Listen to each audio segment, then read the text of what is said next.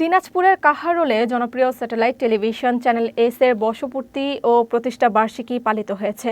সোমবার বিকেলে জয়নন্দ সরকারি প্রাথমিক বিদ্যালয় প্রাঙ্গণে প্রতিষ্ঠা বার্ষিকী পালিত হয়। চ্যানেল এস-এর কাহারোল উপজেলা প্রতিনিধি নয়ন রায়ের আয়োজনে চ্যানেল এস-এর পরিবারের পক্ষ থেকে শীতার্ত অসহায় মানুষের মাঝে কম্বল বিতরণ, শিশুদের চিত্রাঙ্কন প্রতিযোগিতা অনুষ্ঠিত হয়। অনুষ্ঠানে প্রধান অতিথি ছিলেন আন্তর্জাতিক মানবাধিকার সংস্থার প্রতিনিধি হারুনুর রশিদ। বিশেষ অতিথি ছিলেন বীরগঞ্জ সাংবাদিক সংস্থার সভাপতি মোয়াজ্জেম সরকার রুবেল, জয়নন্দ ইন্টারন্যাশনাল স্কুলের অধ্যক্ষ জিতেন্দ্র চন্দ্র রায় সহ অন্যান্যরা। এদিকে জামালপুরের দেওয়ানগঞ্জ চ্যানেল এস-এর বর্ষপূর্তি পালিত হয়েছে। সোমবার বিকেলে চ্যানেল এস-এর দেওয়ানগঞ্জ প্রতিনিধি ফারুক মিয়ার আয়োজনে বর্ষপূর্তি পালিত হয়।